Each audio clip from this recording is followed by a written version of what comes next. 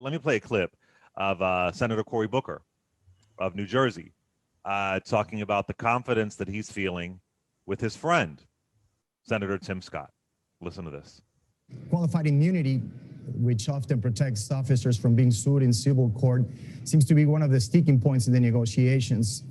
Is there a compromise between Democrats and Republicans on this? And do you still have transparency and accountability without qualified immunity? Well, I wish there was just one sticking point. There are still some gulfs to bridge. But I'm encouraged with Senator Tim Scott, who's my Republican counterpart in the Senate, negotiating with me, that we both have shared values. We're both African-American men who, even through our lived experience, have very difficult issues in our pasts with police officers. So we both agree that the death of George Floyd just highlighted some of the real problems. How can an officer with that many citizen complaints be out teaching other officers? We know that our shared values of accountability and transparency and consequence when you break laws have to be the core pillars of this law, or it's not worth us doing something. So Senator Cory Booker said that Tim Scott gave one of the more meaningful speeches on race in this country.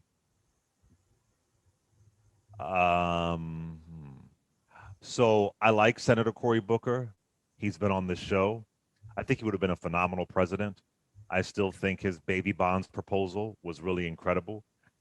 But I got to tell you, and I want to know what y'all think about this. 866-801-8255, 866-801-8255. I am just concerned about the negotiating skills of Democrats. I really am.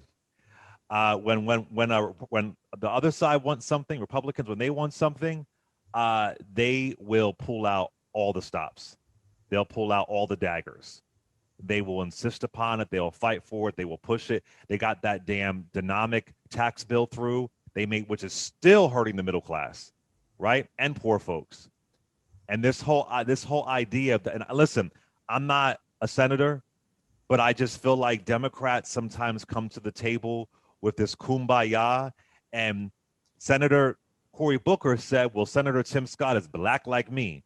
Senator Booker, not all skin folk are kinfolk. And I think Senator Tim Scott has shown us over and over and over and over and over that he is not kinfolk. So, Richard, I get really nervous. I mean, Senator Tim Scott is somebody who could not call Trump a racist, who wouldn't even shut down Trump saying to the Proud Boys, stand back and stand by. Senator Tim Scott created an entire ridiculous narrative during his quote unquote rebuttal before Congress saying America is not a racist country. Then folks fell for that stunt and twisted it on Democrats. Senator Tim Scott has been able to manipulate and control the narrative when it comes to race, because he is the lone black Republican in the Senate who will defend folks like Lindsey Graham saying you're welcome in South Carolina only if you're only a black person is welcome to South Carolina only if they are a conservative. And defending Nikki Haley and defending Trump. So I just don't know if our bets are on Senator Tim Scott.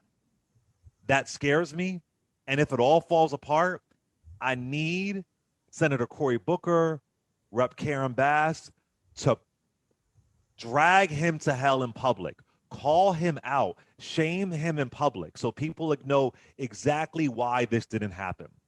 So this idea that he's a black man like me, there's 3 black men in the Senate and we're working on this. I just don't know. I just don't know. And if we're not going to get qualified immunity, if it's not going to happen, is the answer just to let it go and pass what we have without qualified immunity?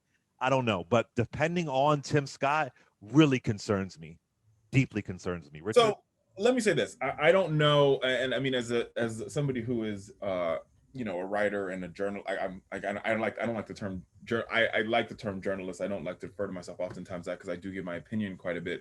But I do think it's worth, I mean, if I were doing that interview with Senator Booker, and I've interviewed him before, I guess my question would have been to him, what speech are you referring to? Because yes, Tim Scott has given, I will say the speech that he gave after George Floyd was a good speech, but one speech is not tantamount to, the more meaningful speeches on race in this country. I don't, That's and what he listen, said. I'm not defending Cory Booker. I think, like I said, my follow-up question to Senator Booker would be, which speech are you referring to? Now, Tim Scott did give a speech following the death of George Floyd on June 24, 2020. That was a good speech, but a good speech, let me be very clear before folks call in and lose their minds. A good speech does not mean you're good on policy, does not mean you're good, doesn't mean you have good politics.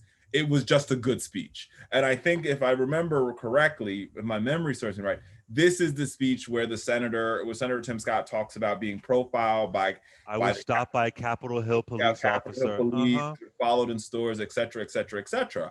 But herein lies the problem, and I've said this on your show before, and I'll say it again. Herein lies the problem with Tim Scott, and you really can't have your cake and eat it too when you engage in this debate.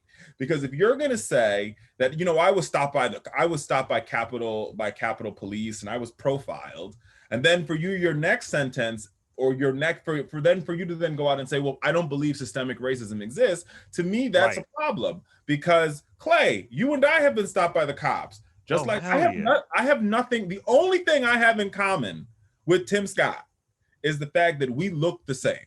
We are of the same hue, right? So if it's happening to me, and it's happening to Clay, and it's happening to Senator Tim Scott, and it's happening to my two brothers, and it's happening to my father, and it's happening to probably every Black man that will call into the show today, that to me seems to be a problem that exists in the system, right? It's not just if it was a random incident. If it's happening to all of us, what's the one thing, what's the least common denominator here? We're happen to be Black men.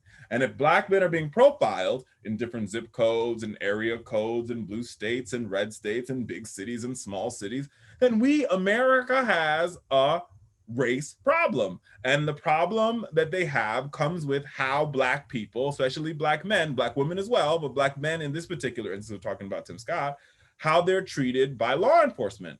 And here's what I want, right? Because people, you know me, I'm a solution-driven person.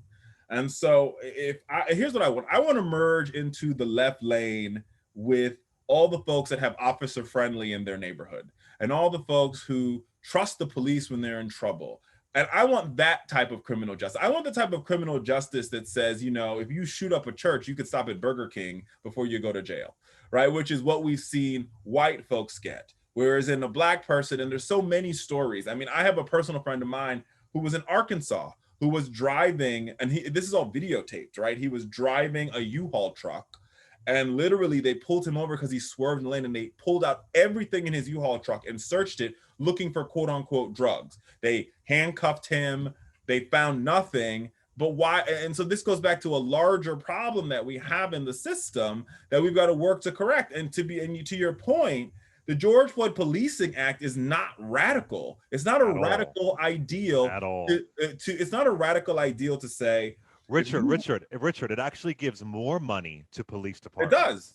It does. That's just a fact. I'm not being critical here. Just a fact. Go ahead. I'm sorry.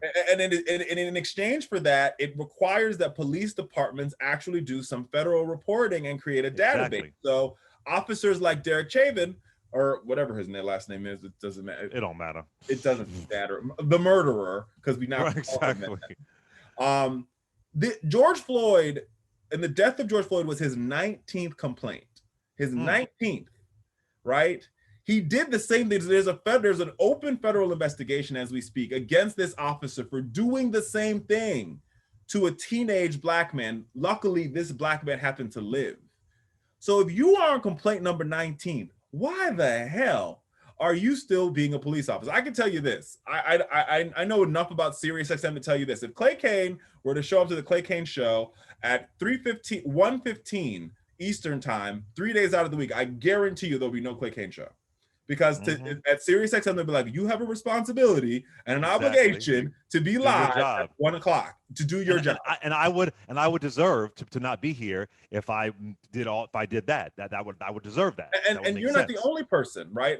As you know, my mom is a nurse. And when you ask my mom about this, her response is perfect. She's like, look, if I make a mistake as a nurse where I'm negligent for the loss of life of somebody in a healthcare setting, I lose my license and I can't practice nursing in any other state in the country. If you are a doctor and you make a mistake, you actually commit malpractice and you are found negligent, right? And you're found liable, you can't practice anywhere else. Ain't nobody going to your doctor's office. So it only seems to be when it comes to police officers, right? Or in the case of the murderer, Derek Chauvin, right? 18 different complaints, and you're still working there and you're still talking to people. This is what we call unacceptable. And what the George Floyd Policing Act would do, which is not a radical ideal, would be to track these complaints. How many complaints do you have? Okay. And because you have these complaints, no other police department should be allowed to hire you without checking a federal registry to see if you have complaints against you. I think that's fair. I think that's sound. It is not an attack on good cops, because guess what? Good cops aren't getting complaints. Good cops they're doing their jobs and they're going home to their children. Only the bad cops are getting complaints. So why people are fighting against this, or same thing goes with immunity. If you're a good cop, you don't have to worry about that because you're not going to be in that situation. So basically, the holdups in this bill, what's holding this bill up is Republicans trying to protect bad cops, right? Because if you're a good cop, if you're a good teacher, just like if you're a good nurse, right? Yes, there's a problem with standardized testing, and standardized testing is a very racialized thing. We agree with that. But for good educators, they're like, bring the test. I guarantee you I can teach these kids, and I guarantee they'll pass this test because I know I'm a good educator. Moving on, next case, same thing with the nurse. You give nurse more accountability. Nurse like, look, you could put a camera up in this hospital room. I know I'm a good nurse. I know I'm gonna get the job done. I don't have to worry about it. And the same goes for police officers. The police officers, and I know some who have the body cameras and they're like, listen, I don't have to worry about that because I'm not doing nothing wrong. I'm out here doing my job, following the rules, following the guidelines, following my training. It's the bad cops. And for some reason, Republicans feel the need to hold on and protect these bad apples. And my point is, hey, look, maybe we should just uproot the tree and plant a new one. But hey, here we are, 2021.